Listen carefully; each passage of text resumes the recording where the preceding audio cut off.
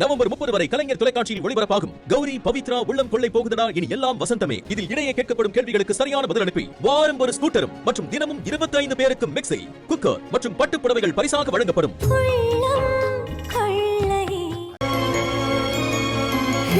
பாட்டி ஹாய். இன்னைக்கு நாங்களும் அங்க கூட தான் படுத்து தூங்க போறோம் பாட்டி.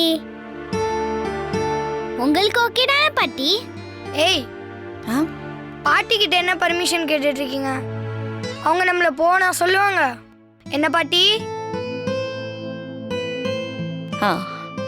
படுத்துக்குங்க வாங்க.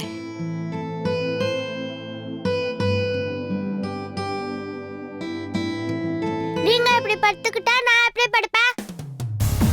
இது என்னமோ ஓ ரூம் மாதிரி பேசாத. இது எங்க பாட்டி ரூம். நான் உன்கிட்ட பேசல, நீயும் என்கிட்ட பேசுற வேலை வச்சுக்காத, அவ்வளவுதான் சொல்லிட்டேன். பவி, என்ன இதெல்லாம் இப்படி அவங்க கிட்ட பேசுறது? அப்ப அவன் பண்றது மட்டும் கரெக்டா?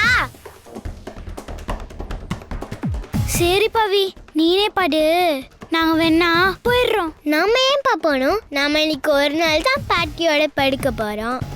பவி டெய்லியும் படுக்கறால. அதானே, அப்படின்னா அவளே போட்டோம். அத நீ சொல்லாத அர்ஜுன்.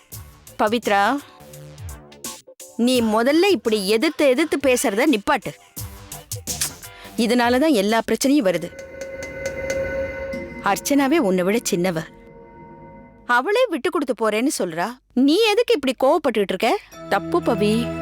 இன்னைக்கு ஒரு நாள் தானே, அட்ஜஸ்ட் பண்ணி படுமா. சரி பாட்டி. படுங்க.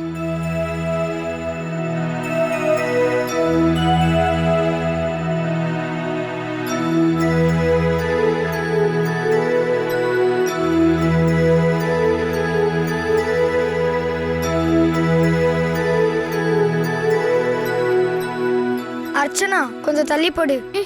எனக்கு இடம் பத்தல. தள்ளு. ஏய் பவி, தள்ளி ஏ போடு. நந்து, நீயும் தள்ளி போடு. அம்மா.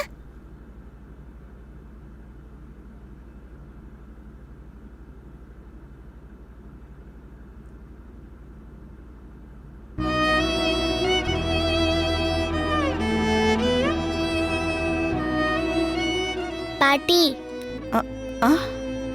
இவங்களே இங்க படுத்துக்கட்டும், நான் கீழே போய் தூங்குறேன். ஏமா, என்னாச்சு?